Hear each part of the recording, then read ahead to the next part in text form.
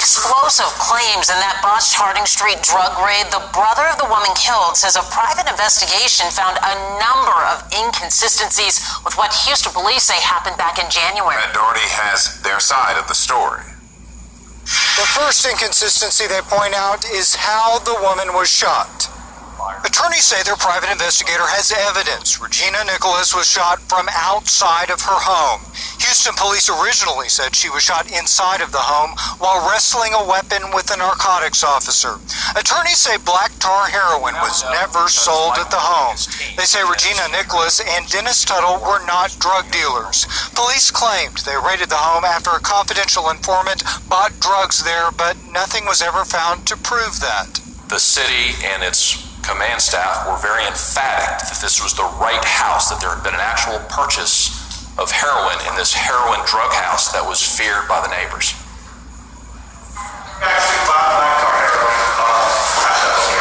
Attorneys claim their private forensic investigator found 10 more bullets inside of the home 1 month after police finished their investigation. They say bullets were fired almost directly into walls at one point. Then they showed this cell phone video allegedly filmed by a neighbor 30 minutes after the shootout ended.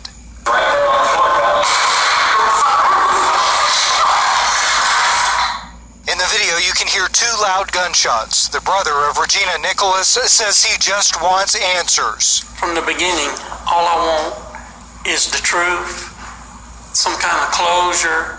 Hope this don't happen again.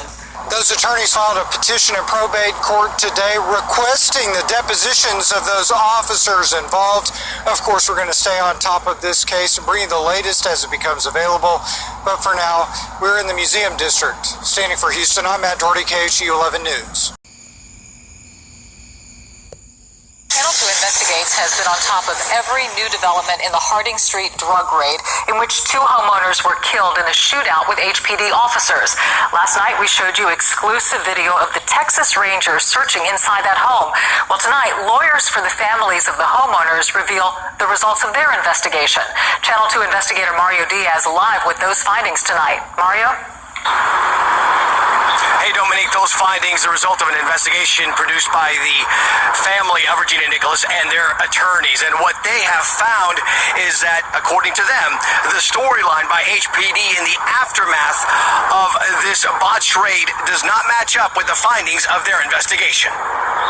Mr. Maloney documented and confirmed that there were at least 12 shots through the wall to the right front door from a shooting position that would not be visible. HPD officers shot feverishly and blindly into 7815 Harding Street.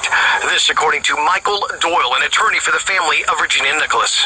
One of those shots ended up taking her life. The findings produced by a private forensic investigator are different than the story detailed by HPD. Chief Art Acevedo claiming Nicholas reached for an officer's gun. We do know, and that's why this is an important step, that at least the biggest parts of the story that they gave us that day and the days after don't line up with the evidence.